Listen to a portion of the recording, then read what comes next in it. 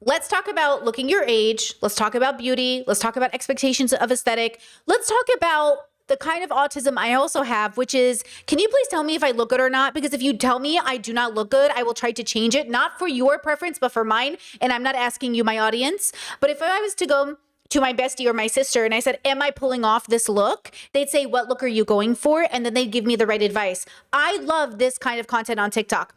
I love when women come to the internet, or men or anybody come to the internet, and they say, guys, like, how old do I look? And then they realize it hurts their feelings. Not because they don't want to look their age, but because they don't look their age. Most of the people will say they look a ton of years older. And they're like, wait, I don't want to look a ton of years older. But then it begs the question we've been having, and we'll talk a little bit about Chelsea Fagan's perspective on this because of one of her latest videos, where she also noticed a negative to a lot of these trends. And I'm going to talk about the nuances between the different kinds of trends that overlap here. But okay, here is the video that infamously set some people off. I don't think she is the first person to do this trend, but her video went especially viral. Do you guys remember this girlie here? Apparently, in her first initial video, everyone thought she was 36. Okay, here's a video. Somebody recently told me that the audio is so low. 36 years old. It's a stitch. Hold on. Okay, against my better judgment. So now she's coming back again. So that was her original stitch. And now she's coming back again. And okay, she's like, here's the video. Now she's asking for help. I just want you to point out, I want to point out, they are asking for help.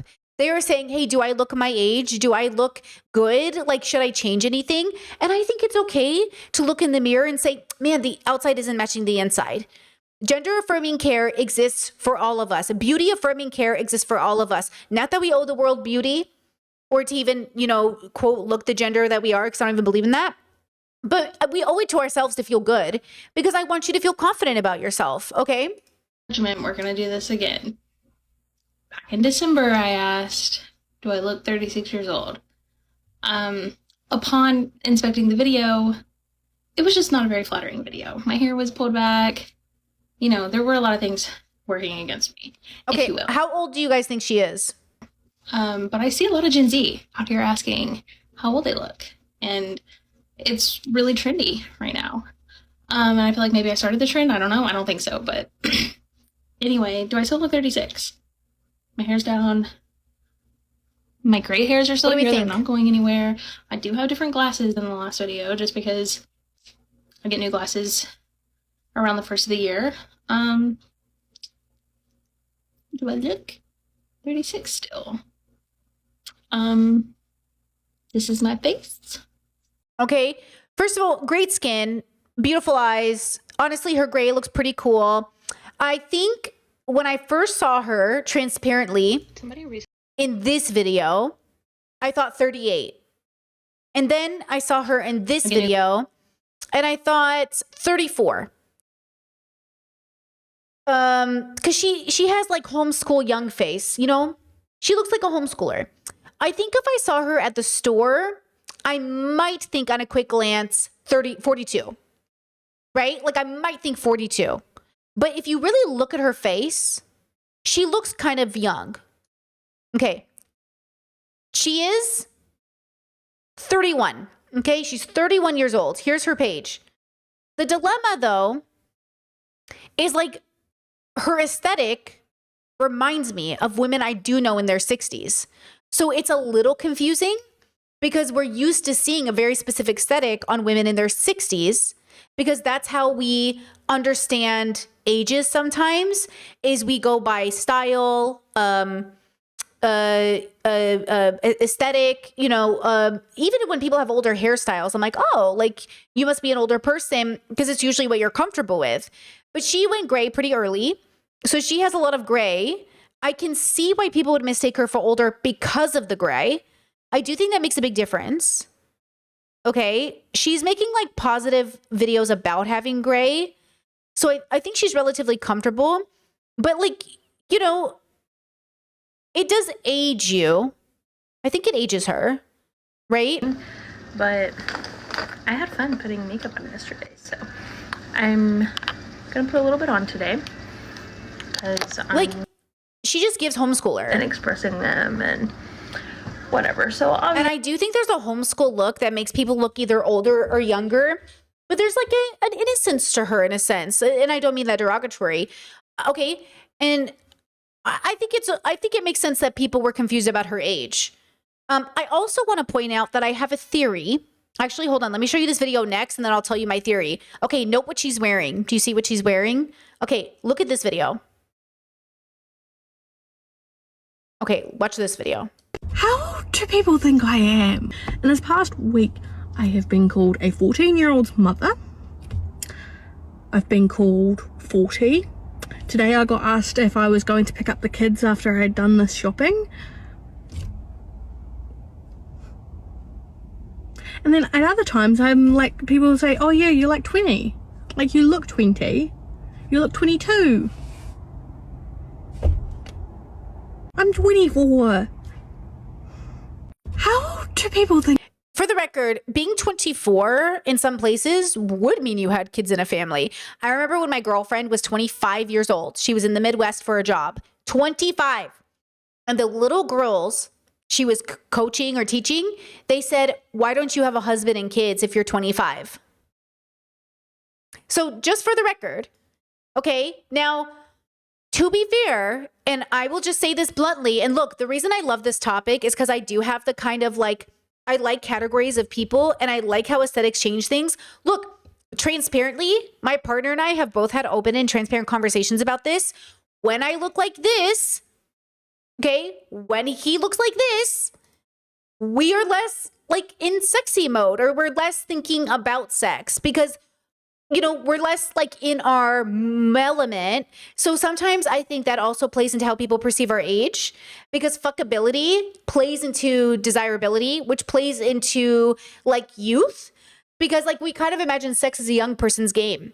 That's why when older people are like super well groomed, they give like fuckability, which gives like daddy energy, mommy energy, which gives like, oh, not that you're even having sex, but it's the oozing of sex. So when I'm put together and my hair is done and I'm wearing earrings and I'm in clothes, I just automatically, I feel sexier. And then because I feel sexier, I think I'm perceived more available and youthful. Like my knees don't crack when I bend them, which they do, but let's pretend they don't, you know?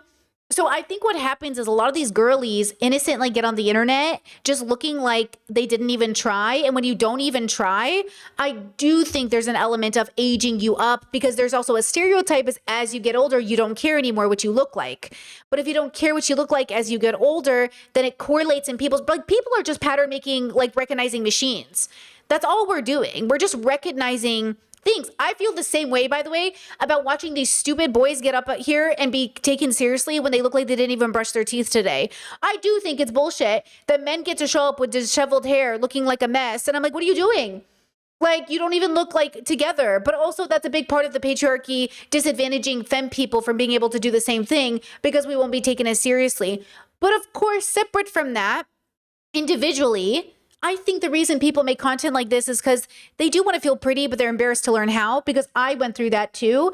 And maybe I'm projecting, but from my understanding of the content, they really do. They really do want to feel pretty. They want to feel sexy. They want to feel whatever. Okay. And sometimes the best advice I can give you is go get a haircut and wear clothes that make you feel good about yourself. But usually what we all default to, because we're dealing with fat phobia or blemishes in our skin or insecurities about XYZ, we hide instead in clothes that we feel like is like, sometimes we cope. You know what I'm saying? Like, I don't have to look good. Like, I just like sweats. And then you get the pick me girls that are like, I'm not like other girls. I don't even care if I'm pretty. And it's like, but you kind of want to be pretty. But you think you're not like other girls, so like you don't have to be. Look, I think you should feel attractive regardless of gender. Okay? Now, here it is, right? Okay. Wait, Chet says, what if I'm literally over sex and desirability and ready for kindness and commitment? It feels so fucking grating now. Okay, so let's talk about it, because I do think these two things are different. Being fuckable doesn't mean you're having sex. It's a way to explain a feeling of feeling good in yourself. So kindness and compassion can also use whatever word necessary to translate. What I'm trying to explain to you is a feeling, not a literal, something literal. I'm not saying you have to be fuckable. I'm saying you're allowed to feel pretty and therefore like not ugly, not rejected. And also it's okay to say that I am ugly. It's okay to be ugly as well. And this plays into sort of,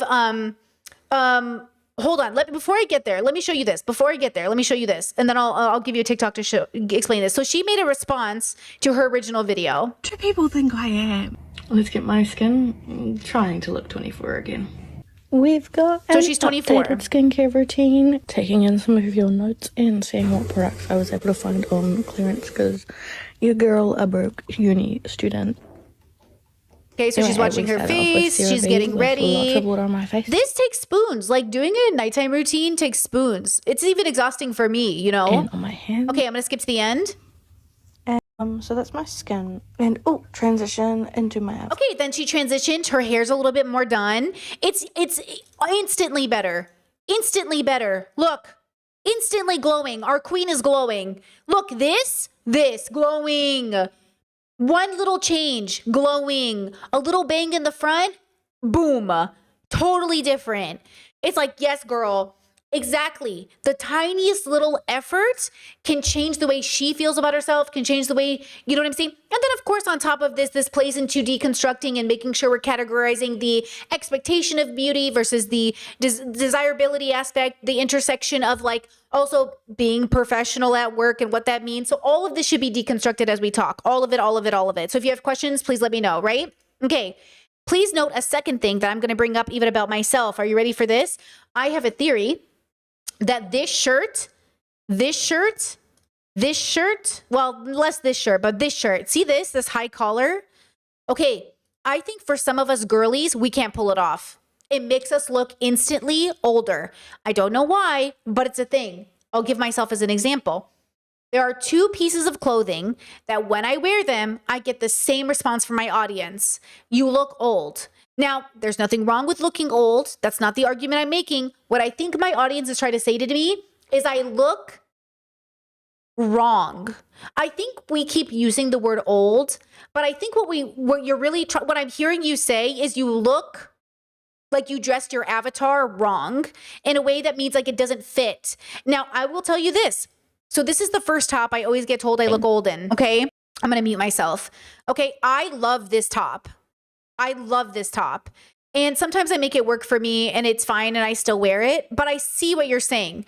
The second top I wear is this top, and both of these were given to me by my mother-in-law, by the way. I did not buy them.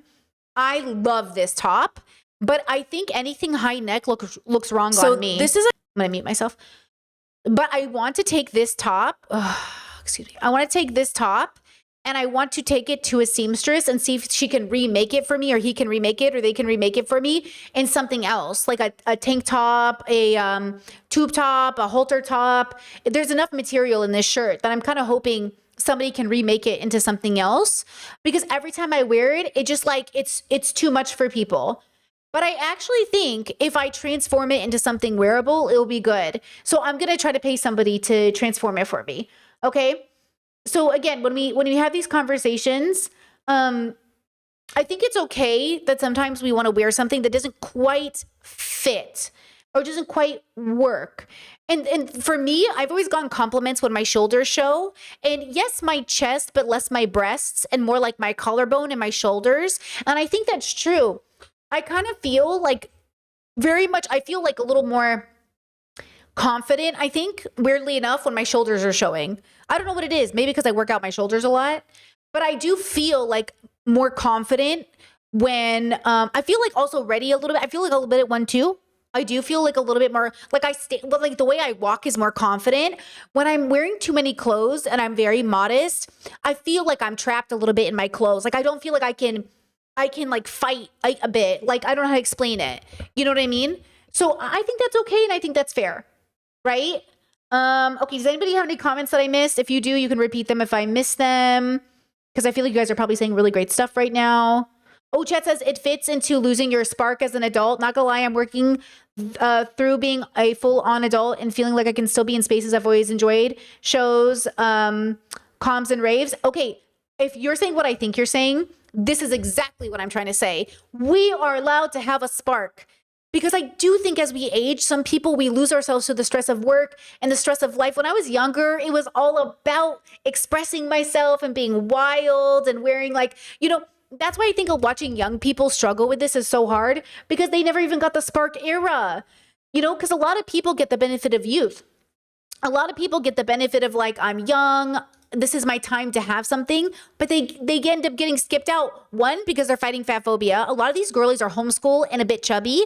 And I think because the world doesn't love them, the world doesn't give them the tools to have a spark. This is why I love to see Fat Girl Magic on TikTok, because they absolutely have a spark. It absolutely exists in all bodies, and they deserve to have it young when they're feeling the best and when their knees don't creak. Okay, so I want to see you guys get it as well. And that's why I love to see, that's why I love like our fashion thread on the Discord.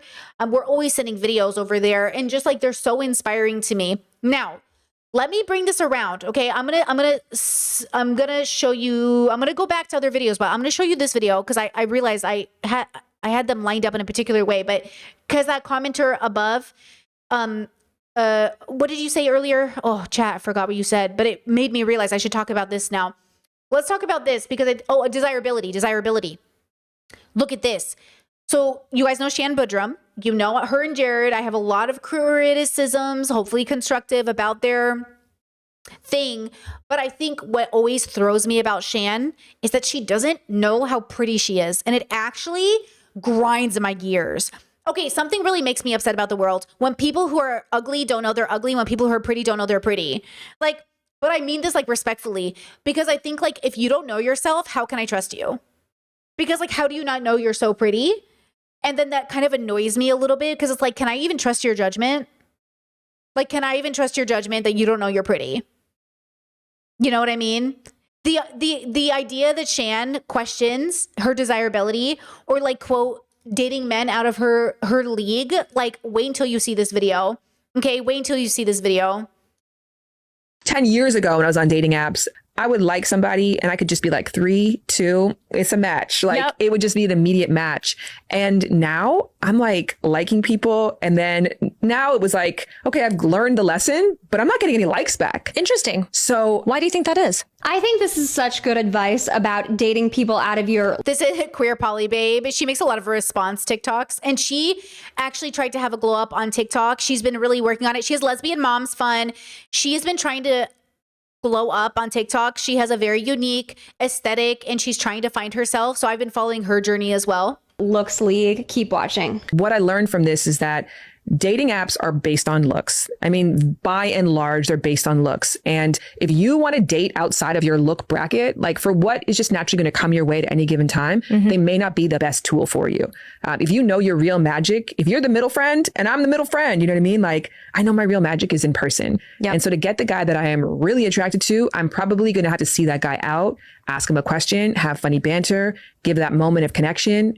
Otherwise, if I'm going to have to like go with, you know, who I can get at my looks level, it may not be the person I'm ultimately attracted to. I really love Shan's advice because it is very realistic, but also it doesn't have a defeatist mindset. It's also not blaming anybody who she is attracted to on dating apps for not matching with her or not being interested in her. I'm personally not somebody who believes that you need to stay in your looks league or only date people who are as societally desirable as you are. I think that there are all types of attraction and desirability, and not everyone just goes for aesthetic looks. It's also true that if you get to know somebody in person, a lot of people can become more attracted to you over time, whereas dating apps are very two-dimensional. You're only seeing a picture and some short bios. So if you are like Shan and you really want to date somebody who is more conventionally attractive than you are, you can first try to make yourself more physically attractive or more conventionally attractive in whatever way that you are able to.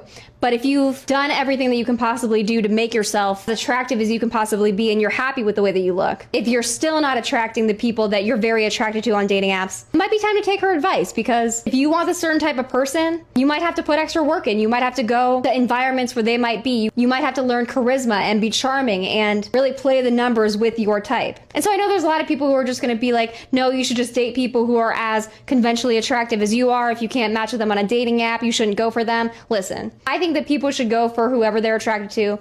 I think that acknowledging the way that the world actually works and navigating accordingly, and understanding that if you really want that person, you just might have to put in more effort. You might have to meet them in person. You might have to make them see your other attractive qualities outside of just aesthetic looks. It might take more. But I'm all for people seeing what they want and going for it, and understanding that if this environment isn't working to be conducive to get you what you want, you might have to think outside the box a little bit. I love this advice. And I think that it honestly can apply to both men or women, but that is just my opinion. Okay, so first, I understand that, and I don't want to take away from Shan's experience, like I can see that for some people, Shan might be and look a little nerdy plus pretty. But I think what annoys me about watching Shan and Jared is I think she thinks because of the way he looks, like she's not as good looking as him. And I've always felt this when I've watched Shan's work, where I think she thinks he's hotter than her. And I hate that. Because I think conventionally he is considered more attractive than her, but I could never think Jared is attractive because of his attitude. But I think Shan is beautiful. And I just think it's interesting when we like think about what is traditional or aesthetic. So look at this. Is that I got married to you and I gave you vows and I had your children and I wake up every day beside you and I do life with you and we share a bank account, we go on trips. And I feel weird about saying this to you. Okay. But I really know, Jared, we're going to be together until one of us dies. Yeah, I agree. Like, I really know that. I know that too. I've known that since we got married. Okay, it's not time to one-up people. Okay, I'm just telling you, I've known that. And thank you for that. It gives me a lot of comfort. And you know me, I have a thing that I'm slowly realizing. Although you say to me like how much you Also, I need to point out that I'm saying conventionally attractive while recognizing that they're both brown and black people. So I just want to point out that I understand that there is a white supremacist intersection here that I am not considering in this conversation because I don't care what racists think right now. But yes, we have to talk about that there is obviously when we talk about dating experiences and her being a mixed girl and having those experiences, she's Indian and black. When she's having those experiences in the world, and even when people hear that she's mixed, that might bring some sort of intersection into play. So obviously we should say that out loud. I see Chad bringing it up as well, that I think that's really important to talk about. But I do think that there is, from the feeling I get when I watch Shan's work, sometimes I do think she thinks she is the less pretty partner, the less attractive partner. And I think that plays into, and forgive me for saying this because I know she hears it all the fucking time, and I don't mean to add to the conversation because I don't even agree with the people that hate her in this regard. But I think it plays into the fact that Jared is the one who suggested the open relationship because he was already open when they met, and she had to move into that open relationship with him. It also, I think, gets to her because she's older than Jared and Jared is younger. And I think all of this kind of plays into the way she perceives herself. So maybe throughout her life, and again, I do not want to take this away from her because sometimes I also think I'm middle attractive, I think too. But when I compare myself to Shan, I go, Shan's obviously way prettier than me. But if Shan in her group is the middle girl, then I'm like middle to me means like, I'm pretty, but I'm not like the prettiest and I'm not like the ugliest, but also it just in relation to what would be on first glance conventional. But I noticed I had more success on dating apps because my pictures were better. And also there's just like more men on dating apps, period. But when I was dating girls, I had just as much success because they said my photos looked interesting. And I did notice that a lot of people's photos online just suck. They're really bad. But when I say success on dating apps, I just mean having conversations with people.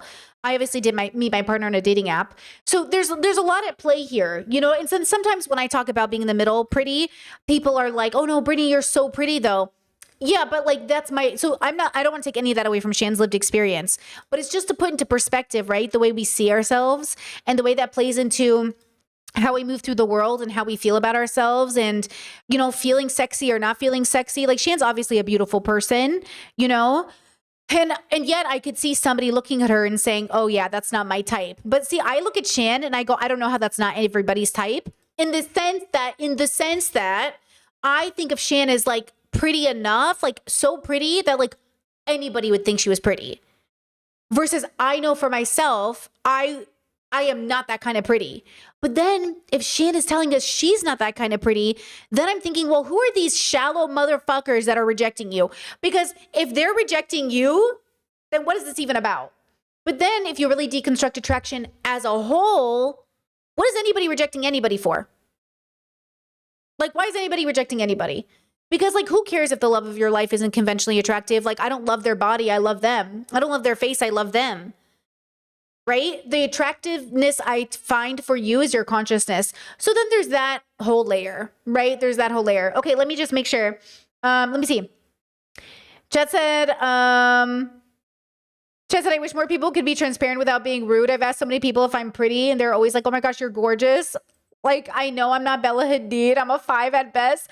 I think you can, I find that it's easier for me to just see how other people react to other people who aren't me. So what I do is I look at for people who look like me, and then I see how people are reacting to them, because my lived experience isn't a good reflection of things, because I'm really confident and I'm really bold and I'm really like, I slide into DMs girl. So it's not like my lived experience, like I've always been dating. I've always had people attracted to me.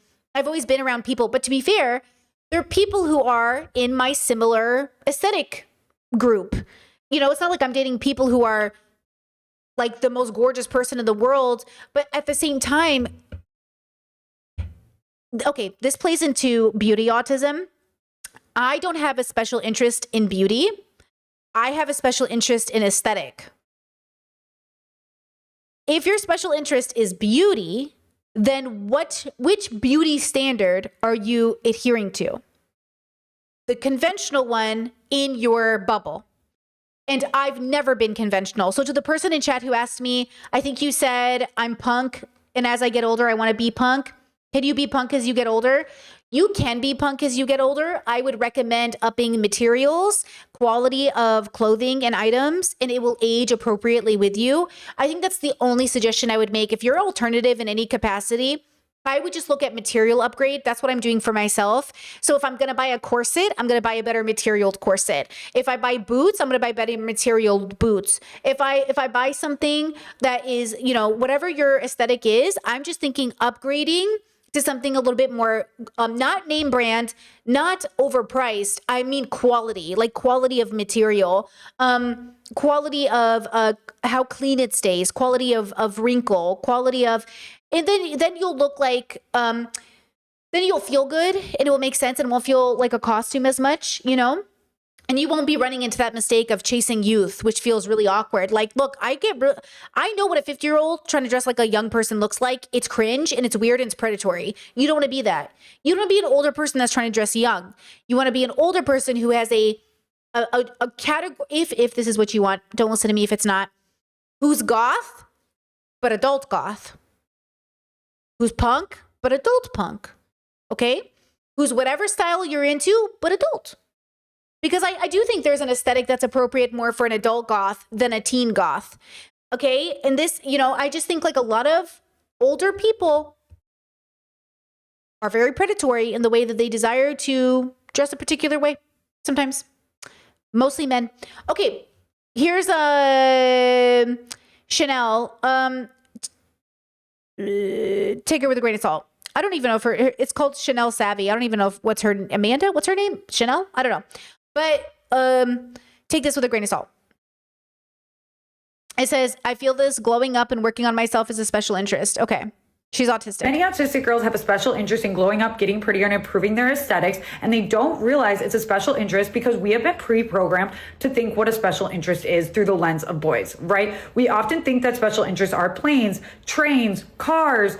That's what boys like, okay? Which is great. But what do girls like? Girls often like makeup, hair, dolls, that sort of thing. So that can be a special interest for girls. And that's why a lot of us have the special interest of makeup. For a lot of us, we have a huge collection or, you know, a ton of perfume, something like that. But also we realize as well that there are real world consequences to improving our aesthetics. We often find that we are treated better in the world. We're allowed into certain rooms we wouldn't be let into. Our autism is overlooked when we, look a certain way. So there are perks for our special interest being glowing up, as well as just the fact that that can be our special interest. Often we just see it through the lens of what boys and men have as special interest because boys are overstudied compared to girls.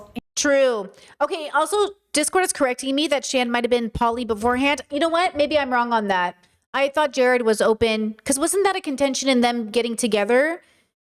I thought it was. I don't know. If I'm wrong, I'm wrong. I'm sorry. I didn't mean to misunderstand their story, so maybe I did. But I think she's making a great point here. And you can tell, like, look, beauty is not one of my special interests. I tried it. You know, I wasn't allowed to wear makeup growing up. And so it really gave me like a weird confidence and insecurity about myself where I was confident enough to be barefaced like I am today. I'm not wearing any makeup today. Okay. I'm not wearing anything today. I didn't have the spoons to put on makeup because I had to leave the house and then I came home and I didn't have time. So I was just like, you know what? No makeup today.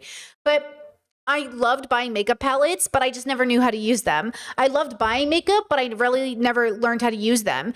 And when I started wearing makeup at 18, I would get so frustrated, just so angry with how hard it was for me. I would just give up. And then I eventually just gave in and started wearing makeup and just like deluding myself into thinking I knew how to do it. You know what I mean? So yeah, Chet said, is there something in religion against makeup? No, my mom just particularly, I think the bubble they're in just values like barefaced and clean girl, blah, blah, blah, blah. But also she wanted me to feel like confident without the makeup. She didn't want me to be one of those girls who like can't leave the house without makeup on, which to be fair, did help me because some of my girlies can't even go to the gym without makeup on or go to the pool without makeup on, and like not about to be me. So a part of me is grateful without judging anybody else. But like, yeah, but my mom was also the kind of mom that like one time in high school, I had like the worst line of whiteheads you've ever seen on my face. Like girls like big whitehead, big whitehead, big whitehead, big whitehead, big. It was the worst outbreak of my life. I really struggled with acne growing up. And it was just like the biggest, juiciest pimples you've ever seen. And I told my mom, I cannot go to school. I sit behind a really cute boy in class and I'm not about to have him turn around and look at my face. And my mom let me stay home. So my mom's a real one, you know, my mom's a real one. She's like, you don't have to go to school. You can stay home. I was like, thank you. So sometimes, anyways, okay. Let me show you. Okay, so let me show you this now. You ready? By the way, guys, this topic connects to everything that we do. Money, job, relationships, hanging out with friends, figuring out who your homies are by the way they're dressed. Clothes are political. Everything we do signals something about in-group, out-group. So when I look at this topic, I know a lot of people like, let's go to Chelsea. Chelsea is, our girl's going through it, okay? She's going through like a midlife crisis or something. I don't know. Where everything when it comes to looking young, being young is just like still combating patriarchy. I'm in the stage of like, ooh, what can I learn about bubble differences, how we look, what we're signaling, right? And there's something good that Chelsea points out here and something that I want to point out as well. So here, let's watch this. This is from her latest video, Millennials Need to Accept We're Middle-Aged, LOL. This was 3 days ago.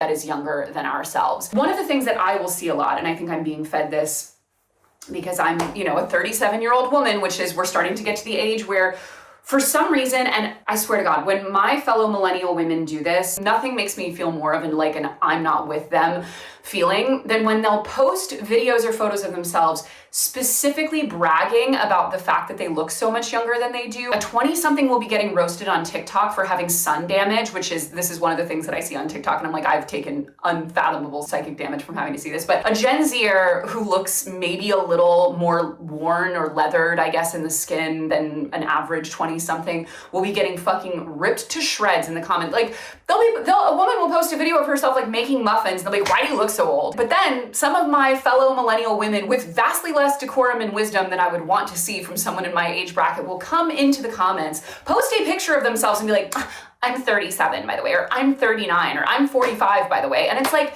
first of all, bitch, rarely are you posting a photo of yourself to flex on how young you look, and you actually do look that young. Also, you're often posting the best photo of yourself that's been edited or filtered or whatever. But even if you were like fucking Jessica Alba, who will look, I guess, 31 until the day she dies at this point, which congratulations to her. Pause!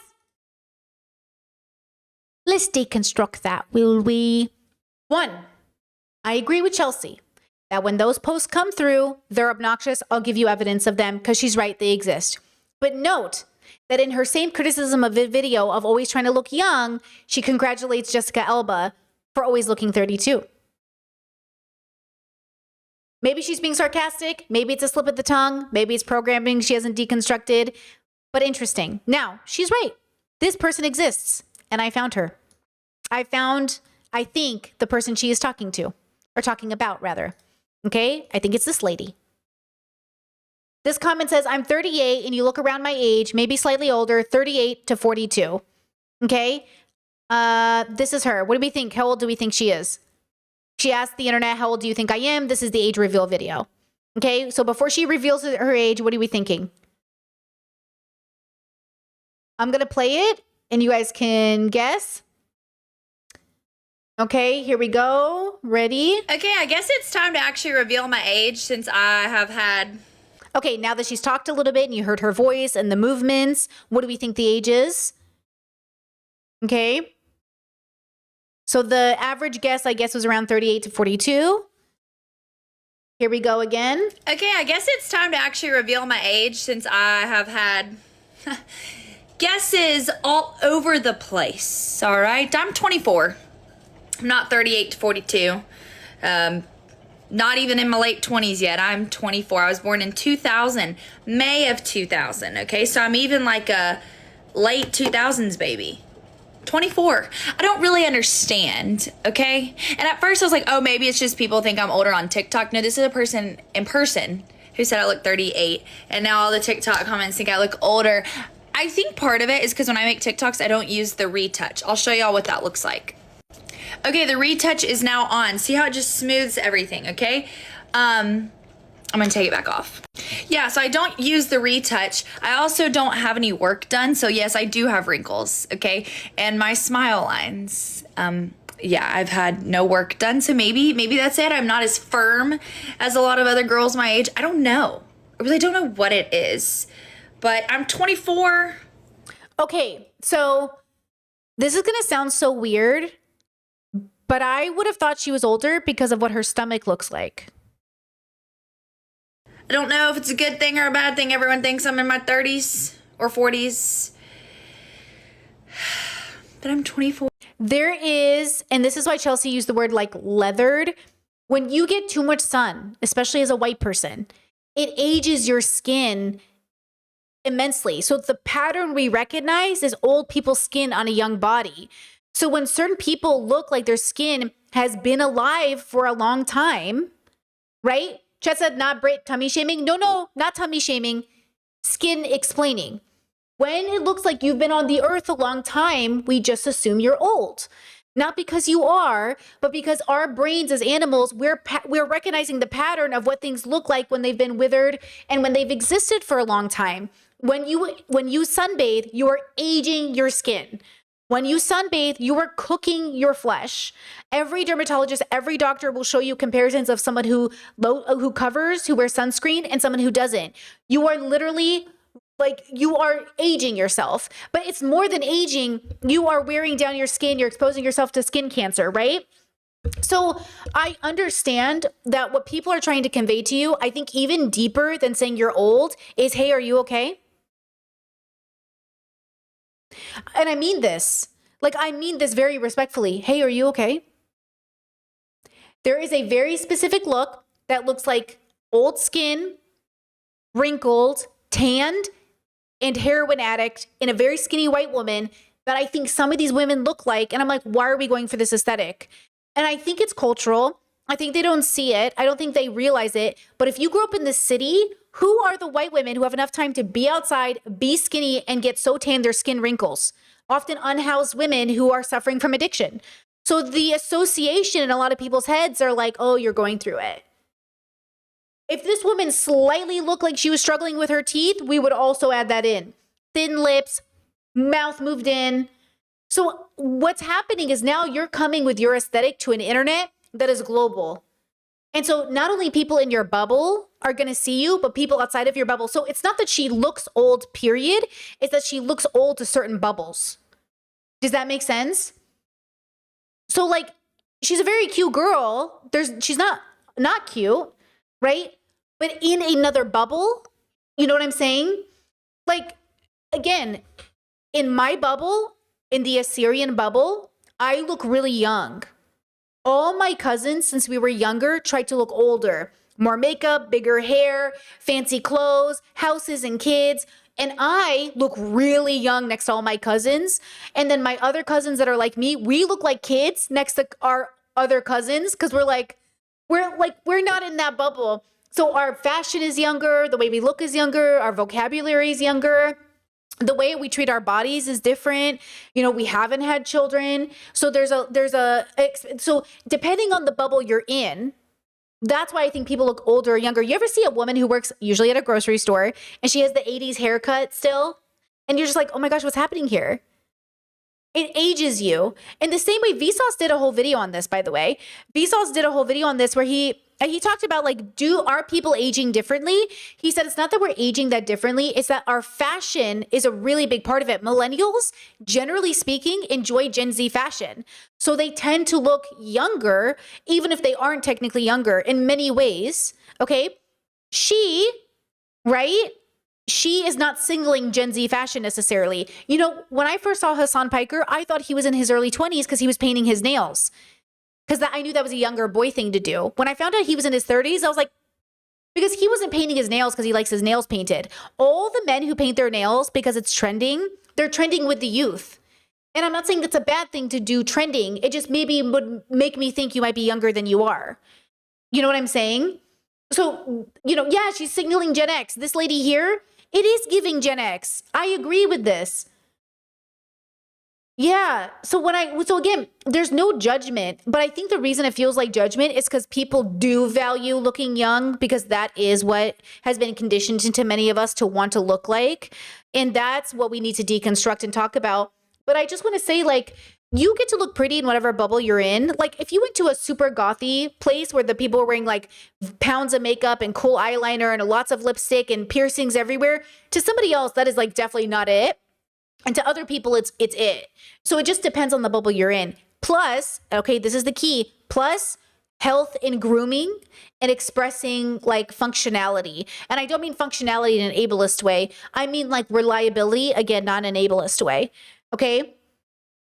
And that's a big part of this. Now, the reason people always say to me, they're like, ew, you're so pale. Why are you so pale? Sometimes I'll get those comments because I wear sunscreen and I use an umbrella. That's why. It's on purpose. Not because I think looking pale looks the best, but because at this point in my life, girl, I'm going to get some cancer. And I'm not about to get cancer, okay? I'm already terrified. I have all kinds of cancers. I'm not about to get skin cancer. So sunscreen, I use an umbrella. It's literally like I'm not about to. Do you think I don't miss my freckles? Do you think I don't miss my tan? You think I don't want to go out in the sun? I used to sunbathe all the time. Girl, I used to no sunscreen at the beach all day. Okay? Now that I'm in my 30s, I sunscreen, I use an umbrella. You know? Yes, Discord says all people all the young people online have a certain lip size, hair color, trends, etc., and that signals age online but not in real life. That also plays a big part of it. You said you're right that we need to I think we have different expectations of people online too. 100%. Online fashion versus not online fashion. I'll give you an example. Here's an example. So this girly here, sweet girly, like I just think she's the sweetest being in the whole West. All these conservative girlies with crucifixes and crosses on, all these sweet conservative girlies being like, what's wrong with me? This girly does not give chronically online, and she does not have the Instagram face or the TikTok face or the TikTok fashion. But how old do we think she is? So I would really like to know if I look my age, and I have seen people get ripped apart on the internet for asking this question, but how old do you think I am? I don't know if I should show my whole body. There's kids in the background, if you don't hear it. Or just my wrinkles. So I would really like to know if I look my age. She's just the sweetest being in the whole world. Okay, again, it's like this homeschool look, this very specific homeschool look, okay? For anyone thinking of coming on the internet and asking them to identify your age, don't do it. I posted a video yesterday. Wow. I was told that it's my hair, mostly, and my style. I get that. I kind of go for 90s vibes. I was given that a lot. It was very complimentary. My bangs are not leaving. Let's just, my side part also is not leaving. I refuse to have a butt crack part. I'm 32. I had some 45s in the comments. Ooh, wow. But yeah, Okay, first, I do think the reason that we love comparisons is like we're shocked by a comparison. Look, I love a comparison. Okay, I'm 37 and she's 32. I think she looks younger than me, but she's dressed older than me. I'm dressed younger than her, but I look older than her. And I think like what you look like is just like also what you're wearing. And this is why I say like, girlies, you know, give yourself some options and how you want to look in the world. You know what I mean? But like, she does look like a 40-year-old mom. I don't look like I have kids. I have none of the kids. Okay? She looks like she's got 4 kids. Okay? And I'm like, hello? And by the way, because chat's like, you dress younger than her. Okay, but you know what's funny? Look at what I'm wearing today. Look at what I'm wearing today. This is what I wore out today.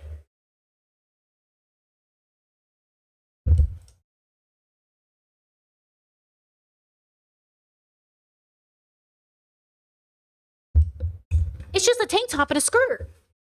But I feel like the little things I do here and there make the big difference. Okay. One, I have, because it's just a tank top and a skirt. It's like nothing. I'm not even wearing nothing.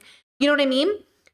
But I think if she wore it, she looked like a mom because of, yes, her haircut, and yes, her earrings, and yes, everything else. But she also looks like a Christian mom. She also looks like she has gray in her hair, which I dye my hair with henna. She looks like a Christian mom too. She doesn't just look older. She looks Christian. And I think Christians look old. The skirt also has pockets for those asking. Yeah, the skirt has pockets. Okay. But she looks very young if you really look at her. But I think Christians, they just look old. Same with this lady. So this lady's a Christian. She looks old. They look old. Something about the Christian aesthetic. And I think they want to, by the way. I think Christians, because they grow up so fast, they have kids so young. You know what I mean? Yeah, chat said, thank you, chat said your hair is giving more young than your outfit. Okay, so then I was going to mention the 2 pigtails. Pigtails automatically makes people look younger. The moment you put a pigtail on, you're automatically going to be a little younger. So that's the other part of it too. I do my hair in pigtails, but not because I'm trying to look younger. I just think it like really frames my face pretty. I feel like this is my signature look. You know what I mean? But it really just, it frames my face. I like the way it looks. But I think it signals to other people youth. So again, it's really interesting to watch people struggle a little bit and then how we react to these things. Like, I just want to tell you, like, if you don't like the way you look, that's okay. I want to say that if you love the way you look, that's also great. And I want to say it's never that simple, and it's so nuanced because, you know, we've been talking this week about bodies and aesthetics and looks. And one of the fat girlies on TikTok, fat non-derogatory, of course, Alisa. We've covered her before, and people always say, oh, her boyfriend's so much hotter than her. I think they're equal attractive. I think people who think she's less attractive than her partner is just because she's fat. But if you really look at them, they're literally the same level of attractive.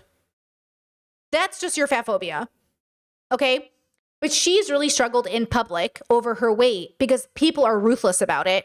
And this video is exactly why I don't judge people for their bodies, including Ariana Grande, because I always think it's more than you think. Well, let me show you the video and then I'll explain it. Okay, let me show you the video. I don't know how to make people understand that fatness is not inherently the problem. I didn't just become fat. My mental health suffered. I prioritized my job.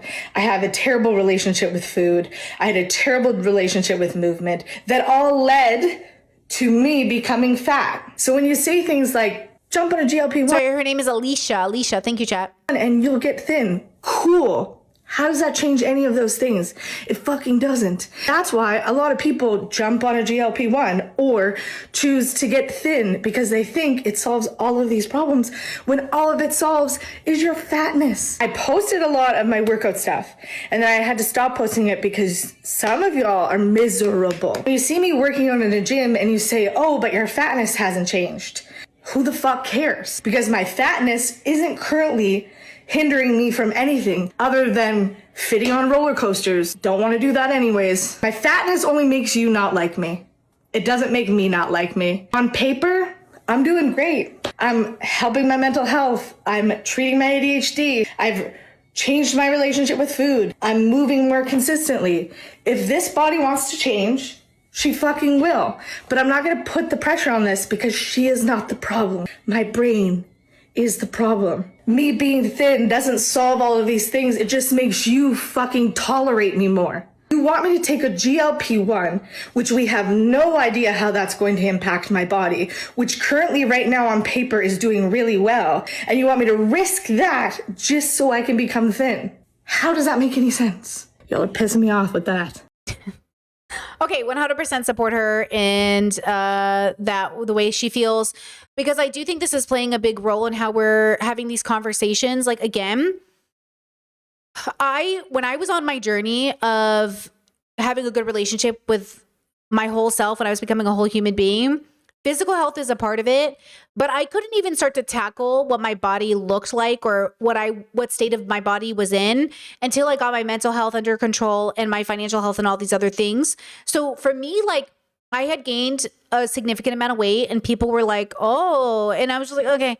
And okay, but also it didn't stop me. Like, I was still posting sexy photos. I was still living my life. I was still dating. I was still fucking. Like, I was still working. Like, being bigger didn't change anything.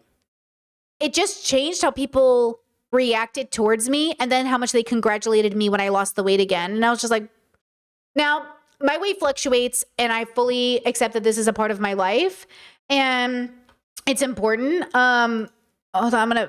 I gotta ban this person for being anti-vegan in the chat. Okay, I will ban anti-vegans in this chat. Thank you. When I think about my relationship with my body, even now that I'm married, we have a strict no body shaming rule in this marriage and open discourse and conversation about our bodies. There's nothing off the table in terms of conversation, but neither of us are interested in policing each other's bodies.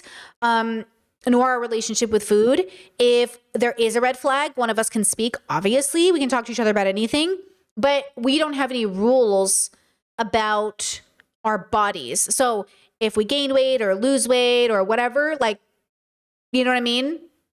Chess says, keep forgetting you're married. Honestly, I forget I even exist outside of this bedroom sometimes. So, you know. But I think that's really important. That's like a really safe space to have with people because the world is so judgmental about what you look like. Like, I mean, people will literally say to you like, oh, do you think your relationship like isn't as good because like one of you is fatter? And I'm like, not to me. They've never said that to me. But like so they might have those conversations around me to other people are like, do you think their sex life is failing because of this? Or do you think their kids or this? Or do you think like they got fat after pregnancy and didn't swing back? Or, oh, do you think like, oh, he's like too fat? And I'm just like, okay. Again, when talking about people's bodies, you are not a better person because you're skinny, but the reflex we have is to compliment people when they lose weight. Like, oh my God, you look so good. You lost so much weight. That is a fatphobic lesson we've learned. Now, if somebody came to me and said, oh my God, I've been working so hard on losing some weight, feeling better in my body, then you can say, oh my God, congratulations, you accomplished a goal of yours. Right? Oh, Chet says my mom's first words after I told her I was getting a divorce were, is it because you've gained weight? I believe you, girl. You said not even joking. I believe you. I hear that shit all the time from people. Yeah, I hear that shit all the time from people. 100% real. Yeah, exactly. Exactly. Why I don't comment on Ariana Grande's body or anybody else's, because there's just so much stigma, and that's why I have to trust people to take care of themselves. Now, people say the same thing about Alicia, like, oh, she's out here. She's like, you know, fat in public, God forbid, and she's inspiring people. She has 6 million followers. Oh, you can't even see this. 6 million followers, and she's inspiring people to be fat and da-da-da-da. And I'm like, it's none of my business. Have fun, girl.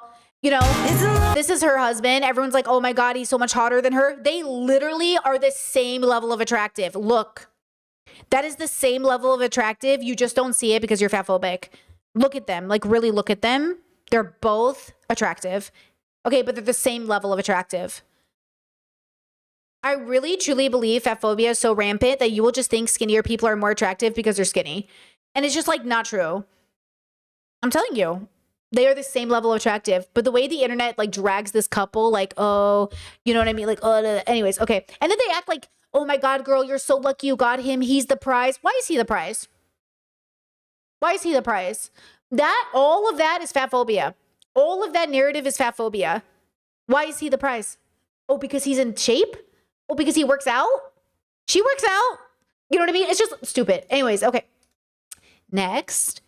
Okay, so then you've got this video here. This is a funny one. Okay, this one's a little funny. So then you get girlies like this on the internet. It's like, girly, you look 40. I replace. Energy is too expensive for bad investment. I'm actually 45. And then she ends up being 5 years older than he thought she looked because he thought he was insulting her. Girl, you look 40. And I do think you guys are ruthless. Like, I do think the internet's ruthless. So you know how Chelsea said on some of these videos, people will post pictures of themselves saying like, oh, I'm 30, you're this old, oh, I'm this old. Hold on, let me see. Oh no, I lost my timestamp. Hold on, did I lose it? Hold on. Oh no. Oh, wait. Oh, I lost it. Shoot, I actually had examples pulled up. Wait, did I accidentally lose them? No. Wait. Oh, no. Fuck. I think I lost it. Well, usually they're in the comment section. It'll be like, I'm 45, I'm 47. And I do think that's so rude. And honestly, if I was you, I'd be like, what is wrong with you? But here's what I think is wrong with them. Are you ready? I think they have high egos like Tyler Catastrophe. Tyler Catastrophe thinks he's better looking than he is. And that makes people not trust his judgment because he can't see reality. It's not to say he can't be confident, but it's to say you can't be narcissistic. The only kind of narcissism that works is on people it works for people who are validation seeking. Otherwise, for all of us who have healed and grown, we don't like it in anybody. We don't like the feeling of like high ego. So when girlies are in the comments like, I'm 52, meaning you look old and I look young, ew, that's not cute. That's gross. Like, that's not being a girl's girl. Like, this girl is coming to the internet and talking about her insecurity about her looks, and your response is to be like, I look younger than you. So I agree with Chelsea Fagan when she made that point. Like, that's gross. Okay, Tyler Catastrophe getting on the internet and saying like, I'm sexy, I'm great, I'm amazing. Like, relax, okay? It's like the high ego thing. And again, I do think we seek validation. Like, my worry for Shan when she talks about wanting people who are out of her league, which I don't even think that exists. I don't actually believe in it, for the record. So just my personal opinion, there's no such thing as out of your league physically. I don't believe in the narrative. I think the narrative is bullshit, but that's because I think love is more than the body you inhabit, but that's my personal opinion. That's the way I live my life. I'm also pansexual and queer, so obviously those things don't make any sense to me, and I'm disabled, so this just doesn't make sense to me. But when Shan says dating men who are out of my league, like maybe I have to do more in person, or maybe that's what you can do, you're saying something that's weird. You're saying something that insinuates that there isn't even a league to begin with. Why do we have leagues? Why does this league exist? Who's conforming to this league? But I think that's why I've always disliked Shan and Jared's work together, because I do think they buy into that narrative of hierarchy when it comes to beauty, which I don't like. So everyone on the channel is pretty. Everyone on the channel is really well groomed. Everyone on the channel is, they look a certain way. They look, you know what I'm saying? Okay. Then look at this.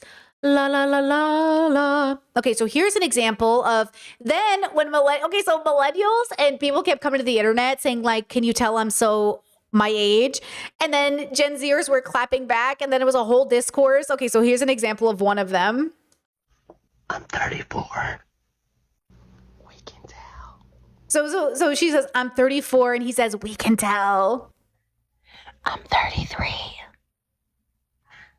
Can you tell? And then everyone's, okay, then there's like something like this that happens, which is even a whole thing. I'm a little older than I look. Probably would underestimate my age. How old do you think I am? My guess would be like 50.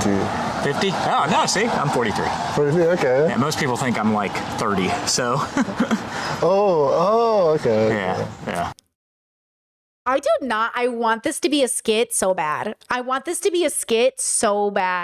a little older than I look. Probably would underestimate my age. How well, okay, so here's the problem. Okay? Here's the problem. Yeah? He set himself up for failure by telling the guy I look much younger than I am. So then the guy over-guessed, right?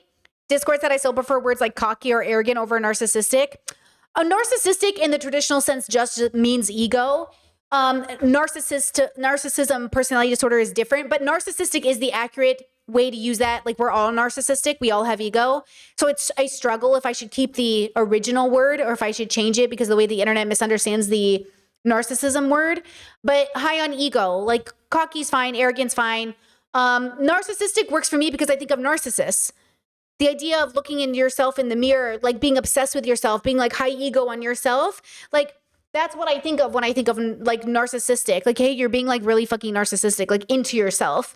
But I get it. Not everybody has that association. But yeah, like, yeah, Chet said, and technically there is a healthy narcissism for self-preservation. Sure, like we need our ego to actually keep ourselves in check and to have a sense of self. So, you know, there's this whole part of it that's important. It just, words are interesting. So I don't know if this is fake. I don't know if this is a skit, but I do think that sometimes we it's like, I've done this to myself too, where I will, you know, I used to make like 30K a year. And when I started to make more money, I was like, oh my God, I make so much money. And someone's like, hey, do you make good money? I was like, yeah, I make a lot of money. And they were like, oh, like 500,000 a year. And I was like, no.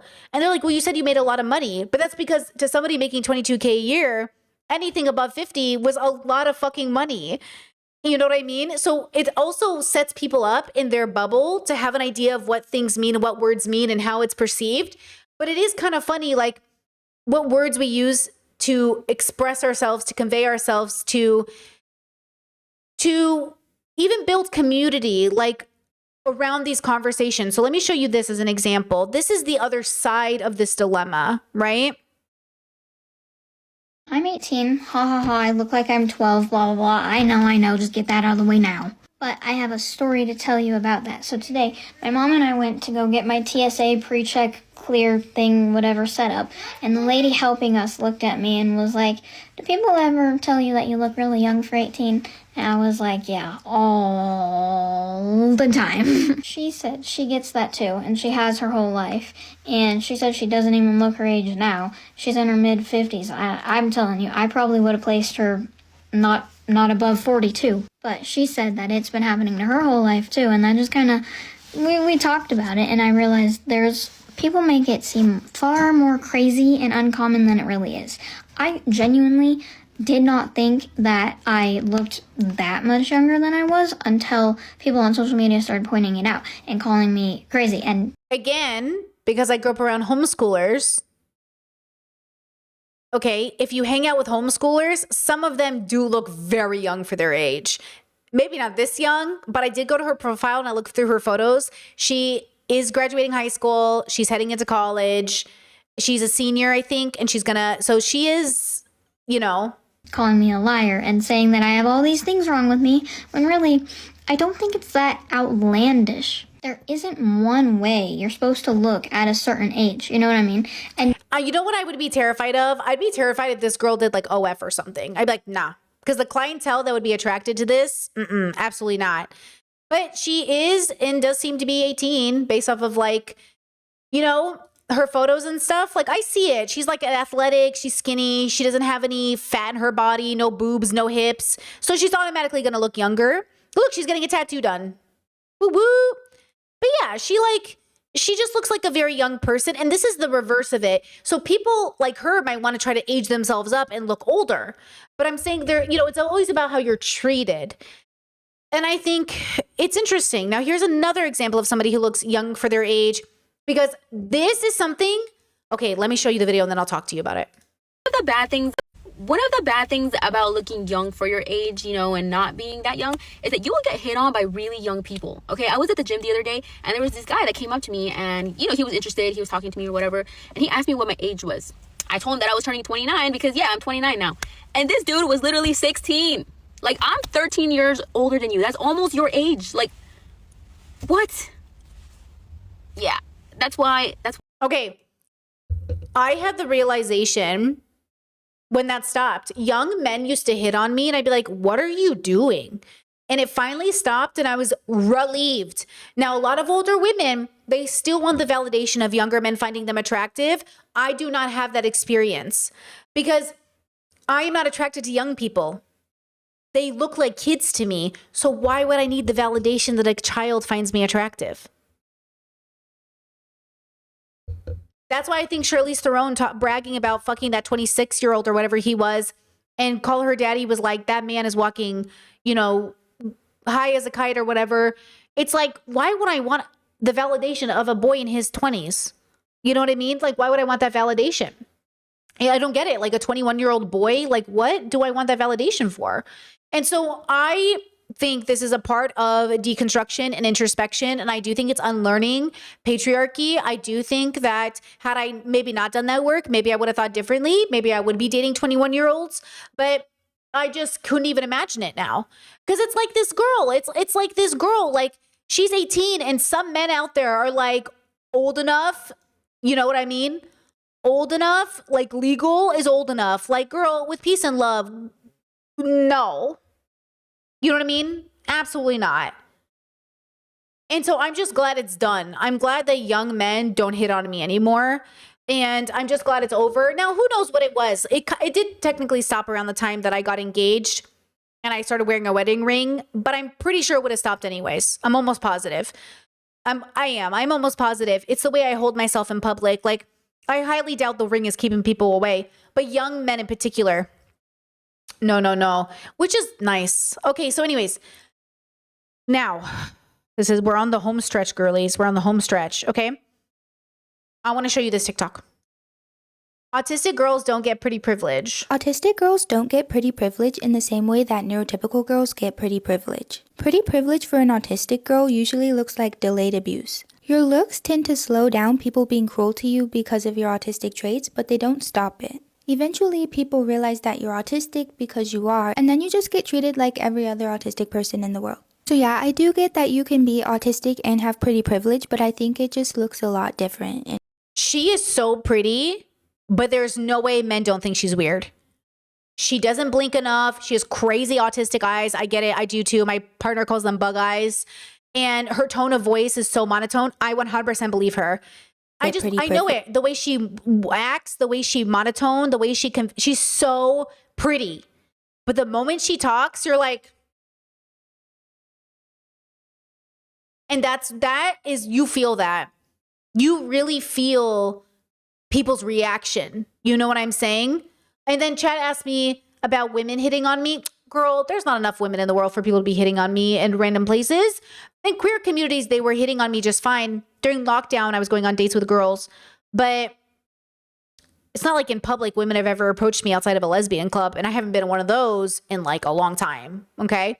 Next video from hers. A lot of autistic people are attractive and unaware of it. Okay, this is our last video on this topic. A lot of autistic people are attractive and unaware of it.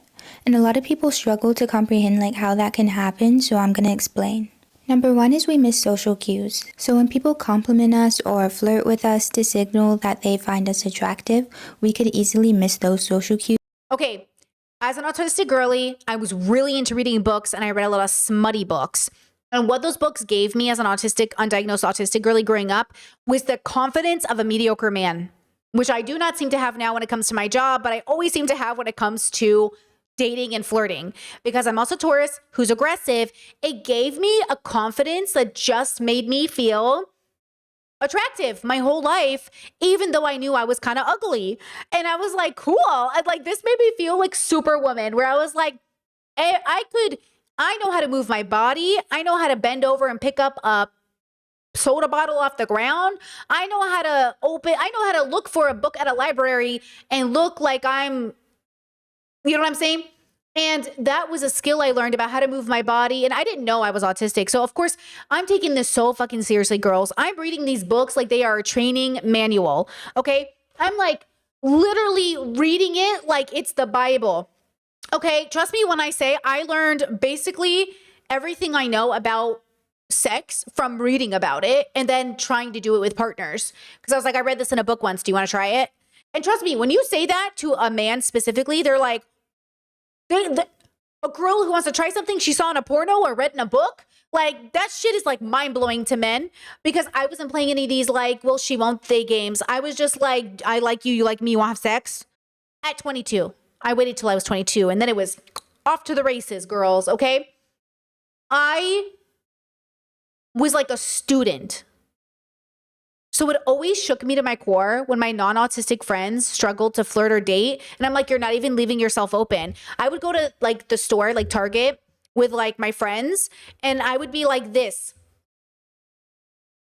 I would be like moving through clothes and I'd be looking around. And if I made eye contact with someone, I'd be like, you know, like smile, like just even like a little like head nod, whatever. And boom, the opening is there. My friends would be like this. And I'm like, hey, what are you doing? And they're like, well, I just don't want to. And I'm like, okay, but like you keep complaining about how you're single and nobody will talk to you. You gotta open look up. And they're like, and they're not even like homeschool shy girlies. They're just like, I don't know. They're going through their own stuff. Okay. And I'm saying, look, if you want to be talked to, you got to give room to be talked to, or hear me out. And this is important. Because these are not social situations in which people are talking to you when you're not giving the signal. Those experiences exist too. Those are separate. Okay, so just for my girlies, these are situations in which you're trying to figure out how to signal openness, but you don't know how to, and the men won't approach unless you do. Which is, okay, I know a lot of us are used to men just approaching at the worst times possible. That's not this. Okay, I use eye contact. Okay, that's what I use, right? Discord said, I think they're being overcautious. If you're talking about my friends, they're being insecure. Because I know my friends, they're not cautious. They don't think they're worthy. They don't think they're worthy of love. That's the deep truth of a lot of my girlfriends. They don't think they're worthy of approaching. Even though they're beautiful, educated, successful, they don't think they're worthy. Like I said, I had the confidence of a mediocre man to think that I was pretty enough to be approached or to invite a man to approach me. And specifically, we're talking about like men and women. So when I say I was autistically like a student of flirting, this is what I mean.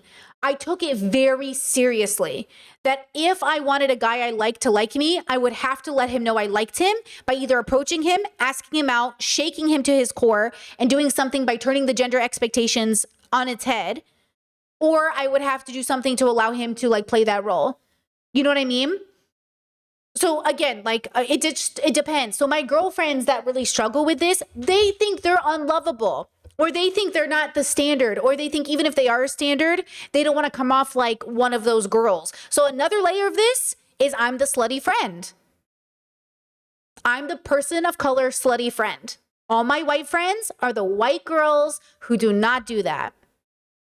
So mind you, there is that level of this where they just go, Brittany has boobs and Brittany has hips and Brittany is one of those girls. Not that my friends would ever sex shame me or slut shame me, but the obvious category was there. I'm not saying my friends would think this about me. I'm saying it's true, whether we like it or not, that in the social context of things, if we're doing hierarchical games, my level is lower in the hierarchy of standard of women than theirs because they hold out. Versus I'm like, fuck it. So that is patriarchy. And my friends would never sex shame me for this. I'm saying it's just the truth of what the social expectation is. And some of my friends still are deconstructing patriarchy. So they really struggle. They don't want to be seen as the girl who sleeps around. Versus even though it's not even technically true about me, but it is like true enough that I've had like a dozen or so sexual partners. They don't want that. They don't want that reputation versus I was like, fuck that. I do not care. Like, I do not care that, I've had a dozen or so sexual partners. Like, what do I care? You know what I mean? But that's from their perspective. They would never want their number to be, you know what I'm saying? They wouldn't even necessarily tell people their number, even if the number is like 2. So that is at play. But as an autistic girly, you know what I mean? Wait, why are you saying sorry that happened? Wait, why? What happened? Wait. So sorry that happened, Britt? Wait, what happened? Wait, no. Nothing. Wait. Nothing happened. I guess something socially happened. I I'm not explaining that. Well, hold on. I'm trying to explain this like I'm explaining to you math. Does that make sense? That's why I love this topic, but it's hard to talk to people about because I look at it like math. And then I'm like, oh, so humans do this, and then humans do this, and people think this. So I have to make a decision about what I want to do. You know what I mean? So like, yeah, I'm being very matter of fact. That's why I think people don't like these topics like I like them. Because like when Chelsea Fagan says like, oh, this isn't like good content, I'm like, oh, this is kind of fun content though. I want to know who thinks I'm ugly and who thinks I'm not ugly and how that plays into how I socialize. And then I want to decide how much I want to rebel. When I was a kid, my parents would say, if you do this, you'll get punished. And I would say, what's the punishment? And they'd say, what? I'm like, what's the punishment? So I know if I want to break the rules. That's how I feel about all of this. Oh, what's the rule? Okay, if I sleep with how many people, I'm a what? I'm a slut? Okay. And if I sleep with this many people, does it regardless? What about if they're women? No? Okay. And then what are the rules if I do my hair short? Okay. And if I dye my hair blue, what's the rule? And then I'm still going to dye my hair blue and fuck every gender and still have some fun. But at least I know the consequences. Because what I'm doing is I'm saying, okay, you guys are following a script. This is my autism at play. This is like, okay. And I say, okay, so these are the rules. And then I have the power to decide to break the rule or not. Does that make sense? Okay, let's go to her next point.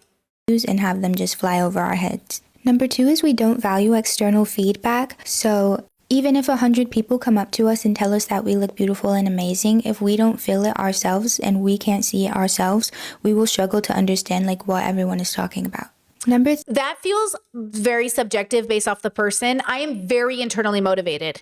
I don't know how you feel about this on the autistic scale, right? I am very internally motivated. So I do take feedback, but I take it very like, you think my nose is too big? What's big about it? Oh, it's bumpy. Do you think it's bumpy? Do you think my nostrils are big? I've been told they're big. Oh, you do think they're big.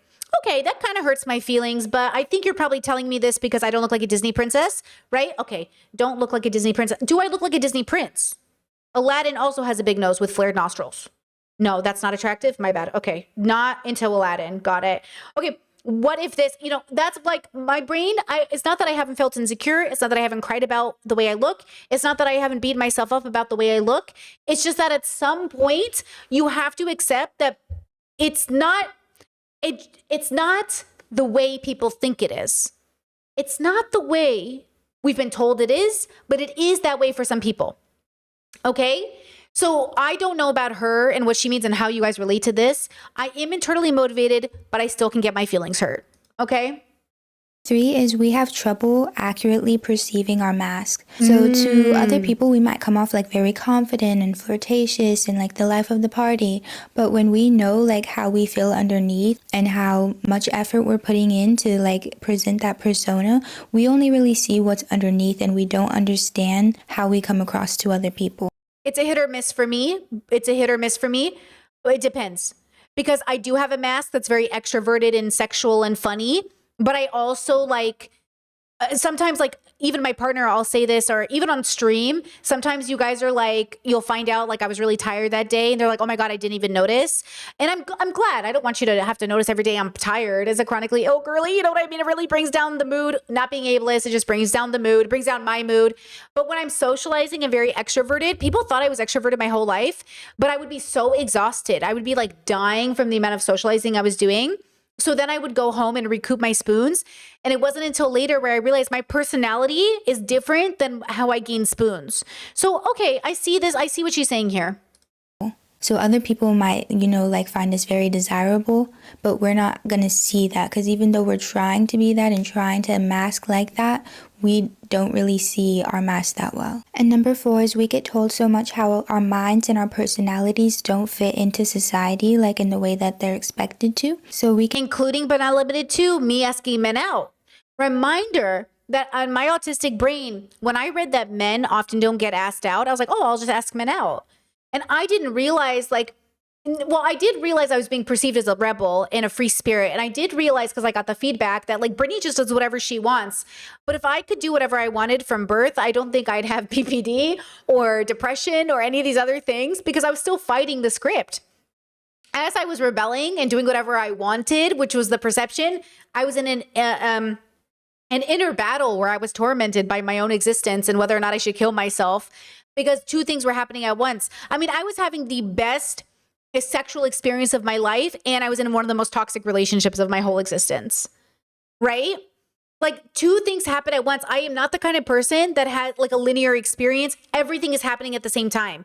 I'm having the most freedom. I'm the healthiest I've ever been. I'm also the most miserable I've ever been. These two things have been true for me most of my life until recently, right? The last 7 years or so, I'm the healthiest I've ever been, and it is the best time of my life. I am truly like healthy, versus before, I was like, guys, I was experiencing like the world in a way that was so magical. It was like out of a movie. It was out of a book. It was like a New York Times bestseller feeling of main character. Like, oh my God, this is it. This is what life is. And at the same time, I was self-harming and wanting to kill myself. And so like when you go through these motions, like people think it's one or the other, but those things were happening at the same time for me. So it's hard. Like once you get on the other side of it and you're healthier and you've done the work, you realize like, oh, yeah, you really are surviving while having the best time of your life. It's kind of ironic.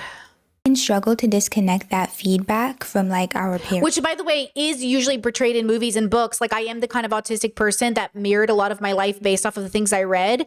And when you've read 2,000 books and watched hundreds of movies and hundreds of documentaries, your life looks like that. You know, the coked up drug addict who has a crazy girlfriend, but you go on an amazing car, like long road trips, you know, all the way through New York to Minnesota.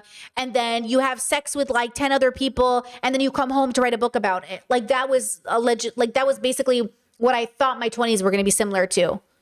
I never did coke, but my brother always said I never really needed it, so. And it sucks when you're in this position because people tend to think that you're playing some type of game. Oh, yes, Discord. You were rebelling in ways that you felt safe to, 1,000%. Yes, as I am not. What's that word? Hold on. I am not. Wait, what's this word? Hold on, girls. I'm going to get it. Spontaneous. I am not a spontaneous girly. I'm a very calculated risk taker. So yes, Discord. Yes, I was rebelling in ways that made me feel safe. I always did things that to the outside world, they're like, this is the craziest shit in the whole world. But to me, it was very calculated. I was very considerate when I did my multiple road trips, jumped out of airplanes, did drugs, had lots of sex, whatever I was doing. I read about it. I researched about the safest way to do the thing I wanted to do. I mean, I have scarification on my thighs. And before someone took a blade to my thighs to do the art on my legs, we took a class run by a doctor. Okay? Like I'm very educated about the things I do to my body because I want the experience, but I need the safety net, you know? And that there's no way that you could not know that you're attractive, but it can happen. So if you come across someone like this, just know autistic people, we can sometimes struggle to see ourselves through your eyes. Anyways, love all the different voices that we showed today. Love all the different bubbles. Love all the different ways they express themselves. I mean, this is just an example too. Generally, autistic people, this is a huge generalization, they tend to look younger. We tend to be younger. We tend to relate to younger people things. We tend to like cutesy things longer. We all come in different shapes and sizes, but that also is a part of, aesthetic dress, eccentric expression, comfortability and nostalgia, things that we recognize, or we don't feel maybe the societal shame of like, it's time to put away your dolls. And it's like, I guess, but also I do think there's a line in the sand in which some forms of staying too young can be negative. And I think about the man who can't grow up, like the guy who can't be dependable because he's too busy playing Spider-Man in his bedroom and he just wants to be a big kid. And then I think about those things and I'm like, uh-oh, that's not good. We got to grow up. So again, responsibility looks like to me being reliable as we age, being responsible with the work that we do, and being good for ourselves and our communities. But I think there's a way to age gracefully. I think there's a way to talk about aging and ugliness and beauty and aesthetic in a way that is freeing and liberating. In the same way, there's a way to talk about sex that doesn't have to be in relation to conservatives. It doesn't have to be the sex your parent. I just saw a Christian TikTok that said having sex without the goal of procreation is not godly, that it is basically a sin, and that I had to remember that that's the bubble I came from, because it's been so long since I've been in that world that I do forget. I come from a world that basically says that sex without the goal of procreation that's why Christian women don't want to have sex, because they're not allowed to even orgasm without the possibility of a kid, you know? Want to just a Christian married couple, heterosexual married couple, to want to enjoy sex without reproducing? I would say it is wrong for Christians if they're saying, God, I want my benefits of your gift, and I'm going to outright tell you no to the natural function of them. If we see, God gave you a gift and you're saying no to God. So you have to understand, like, I've been deconstructing my whole life, you know, removing myself from the script I've been given. So of course, to my bubble growing up, they're like, oh my God, Brittany's such a rebel. I mean, even when, you know, again, when we have these conversations, what I've had to do my whole life is what I think a lot of us are seeking. And that's why we love philosophy, is like, what is the meaning of our life and where do we belong? Do I belong chasing, you know, should I be chasing these scripts? You know, I think you should find the script that works for you. I think there's a good script. I think there's a healthy script. And for me, being in a Christian script was just never going to work for me. Being in a Catholic conservative script was just never going to work for me. Sometimes, you know, even being in scripts, like certain feminist scripts, will not work for me. I was watching this feminist get interviewed this morning, and I thought I was walking into some like leftist feminist conversation for some reason. Oh, I'm so innocent. I started listening to her, and I was like, this lady's a TERF. I believe this is a TERF. I was like, I believe this lady's a TERF. I was literally like drinking my coffee, and I like spit it out, and I was like, what am I watching? And that's what you know, everyone is connecting to a script. Everybody has a relationship with a script. I prefer a custom one that acknowledges that I am an individual and a community member. So it's about balancing the way I want to look and also making sure that my community is comfortable, but not at the expense of myself. So again, the community, but not at the expense of myself, but not at the expense of the community. Because I also understand that we live in a village, and I want the village to also feel safe when they see me, and that I'm also signaling safety, because that is the goal. Now, if you're in a village, okay, and this is my last thought on this. If you're in a village in which you existing in your most authentic self signals not safety to your community, with peace and love, you need to move. The greatest form of liberation you can give yourself is moving when able to, hopefully near friends or family, or finding an online space that allows you to travel without leaving your village. Because I do think it will eventually feel too suffocating for you to have to pretend to be someone you're not for the long run. I just don't think it's good for your skin, you know? And I want more for you. I want you to find that village. So again, I think it's doable. I don't think it has to be perfect. I don't think you actually physically always have to move, but I do think you have to either, you know, spiritually move or physically move, but you have to go to a place that allows you to be, to the best of your ability within reason, someone who signals safety and someone who gets to be themselves.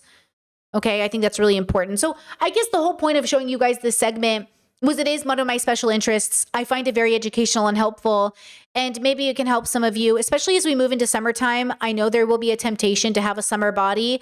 I just want you to know the summer body is a myth created by marketing campaigns to make you buy new clothes every season, to take weight loss drugs every season.